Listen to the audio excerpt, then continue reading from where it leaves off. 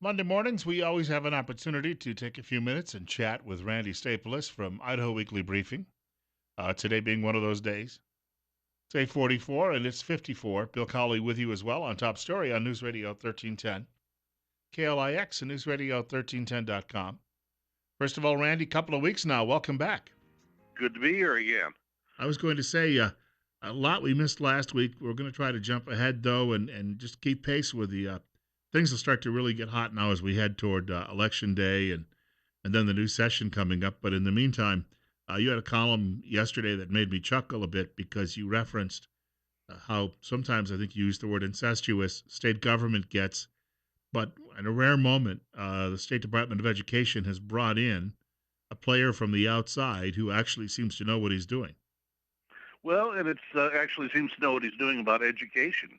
He's got an unusually broad national perspective on education, and it's not the kind of person that most organizations, whether they're state or local government organizations, or whether they're private businesses or associations or whatever, it's not the kind of person that most of them bring in to talk to legislators.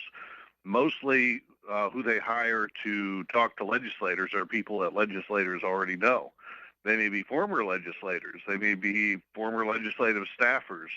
They may be people who, one way or another, have already been around that environment for quite a bit, and whose, in a lot of times, in many cases, their greatest expertise is about the Idaho legislature.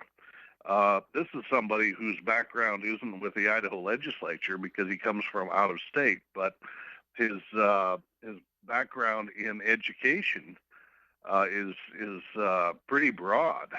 Comes from a national association of state education officials. Has taught school in an inner city environment. Has lived and worked in a number of states. It's kind of an interesting thing. It'll be interesting to see how that goes. Legislators uh, we'll see what they do, but I would think that a lot of legislators may be interested in kind of picking his brains a bit because he brings more to the table than a lot of people who are in his kind of position are typically able to do. Now, when you wrote the column, though, you made a reference to the fact that, and I had a friend who used to be a lobbyist as well, and he used to tell me, he said, lobbying gets a bad name. He said, and maybe most of it is indeed, it leads to a lot of things that costly regulations and the things we don't need. But he said, not all lobbying is bad. And he said, in some cases, he thinks it's a necessity. And you made a reference to that in the column, too, as well. Yeah, it's well, some of my best friends have been lobbyists. And, yes, and in Idaho, you will find a lot of legislators who point out, for example, that they have not a lot of expertise available to them in formal channels. In a lot of states, there is enough legislative staff that you have staffers who are able to work full time on the various issues that come up, and so they can deliver, formal reports, detailed background on various issues that come before the legislators. Idaho tends not to have that. The budget committee is the only committee in the state that has anything like a standing staff to provide that kind of detailed information. And almost all of it comes from lobbyists. And lobbyists will, if you ask a lobbyist about what they do, they will probably be quick to point out that they perform a kind of public service in providing information that legislators otherwise couldn't get. Of course, that comes at a price because the information that they get, which mostly tends to be accurate as far as it goes, also tends to be kind of incomplete because they don't always throw in the information that undermines their case. Right. You're trying to sell someone on an idea. You're not going to say, well, here's what our opponents believe. Yeah, well, actually, the best legislators usually make a pass at that because they want to make sure that people understand that they do understand what it is that they're trying to sell, and they don't want the first argument that does come in against it to undermine it completely. So they usually, like as a good debater will, they usually make some reference to that, but it's not exactly a disinterested or dispassionate kind of argument. I was sharing with the audience in the last half hour. I was giving them a preview of what we'd be talking about in 1971 when I was just a kid. Uh, my dad's cousin, Father Benjamin Kuhn, the founder of Siena College, was on stage with President Nixon offering prayers at the Christmas tree lighting in Washington. I remember watching that on TV. I think I was in the third grade. Uh, this year, we're going to have apparently some young person from Idaho, on that stage for the ceremony as well. Yeah, and Idaho has had a pretty strong history in providing Christmas trees over the years. The big national forest that Idaho has, that with a lot of spectacular trees all the way through, has provided a pretty good crop from which the national choosers can can make their choice. So that lets Idaho get on the national stage a little bit, albeit briefly, in a nice positive way. Got about 10 minutes before we get to 9 o'clock. Our guest is Randy Staples from Idaho Weekly Briefing. He joins us on Monday mornings on News Radio 1310, KLIX, News Radio 1310.com. The show is Top Story with Bill Colley. Right now, we've got 54. Randy, for people who'd like to take a look at the briefing on their own, where would you send them? I would send them to www.ridenbaugh.com. That's Ridenbaugh. We have a big environmental story that's developed on the eastern end of the state with a quite a massive fish kill by the looks of things, um, and it's related apparently to something that happened as well over near Yellowstone just earlier in the summer. Yeah, the Yellowstone River up in Montana has apparently had a similar kind of disease in the water, and evidently this is something that is recurring. One of the things that the State Department of Fish and Game, which has been looking into the fish kill, and in Idaho, this is near the headwaters of the Snake River, up near the Palisades area, east of Idaho Falls, up in that area. One of the things that they point out is that this disease isn't really new in Idaho. It's recurred for many years. They've seen small instances.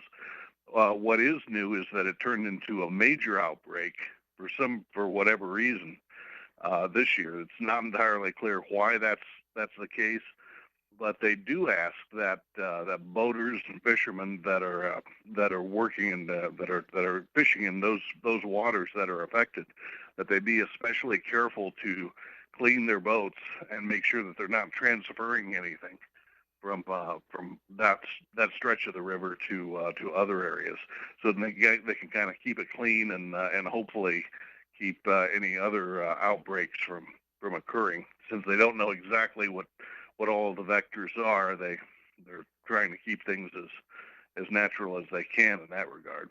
And that's the water that's coming out of the dam there at the Palisade Dam, right? And it Y- just yes, that would be the area. so obviously whatever is behind there in the reservoir potentially there's an issue, and we just the size of that reservoir. I don't know how we could get around that. I mean, obviously, if there's something in the water, it's not like you can go in there and clean that out with. I would imagine the billions of gallons that you have there. Yeah, it would not be very easy. There are water flows that have to be maintained coming out of there, and the thing is there if it does start to spread quite a bit, it could spread a very long ways because that's by the headwaters of the Snake, so it could theoretically flow a very long ways on down the river. But so far the outbreak seems to be pretty much confined to that area. And changing of the seasons may actually help us out here. I would imagine. It could very well. Fishing will. This isn't affecting fishing at all at this point, and probably as fishing season changes, as outdoor seasons change, that may have some effect too. But then again, we don't know that fishing has anything to do with it. I made a quick note, and I don't know that you've mentioned it this week or not, but there's been that ongoing story involving a couple of state legislators, one from the Senate side of the building and the other from the the House side of the building, who allegedly had an extramarital affair. It doesn't seem to be that anyone's going to dig up anything criminal involved with this, but my gosh, I'm noticing in social media that this thing is getting a lot of attention and a lot of constituents not very happy about it. It seems to me that that the two candidates who probably would have had a lock coming up in November may not have so much of a lock as they had about a month ago. Well, it will be interesting to see. I mean, it's there doesn't really seem to be anything actionable by other legislators or by anyone in either law enforcement or anything along those lines. There just doesn't seem to be anything to grab onto in that regard. Voters, of course, can make their own decisions about what they're willing to accept and approve of, and what they aren't. The one thing that may be a little bit difficult for some voters to deal with at this stage is that we are past the primary stage. If this had come up earlier in the year and at a stage when people still had either, say, a chance to file for office or during the primary election season, that might have been one thing. Now it's a matter of two legislators who are both Republicans, who are in one case faced with a fairly strong Democratic opponent, and then you've got that kind of a partisan question getting into it as well. Is this a strong enough issue? Is there enough upset that in either case Republicans would be willing to vote for a Democrat for the job? I would say that there would have been greater prospect some years ago than there is now. That the level of partisanship and the unwillingness to cross lines that way is probably greater now than it was, say, 20 or 30 years ago. But I guess we'll see. We'll see what the voters choose to do. I know I was at a campaign volunteer dinner one time. I was working for a candidate who'd had a similar type of situation as his marriage was crumbling, and he took a lot of heat for it in media and in the public. But one of his colleagues got up, and his colleague had been married to the same woman for 55 years, and said, "Look, half the country has committed adultery. 85% of the country has probably been drunk.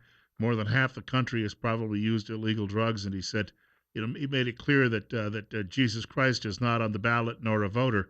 And it was pretty strong words coming out of someone who obviously had led a very clean life. And I think sometimes we tend to overlook some of our own transgressions when these stories come out.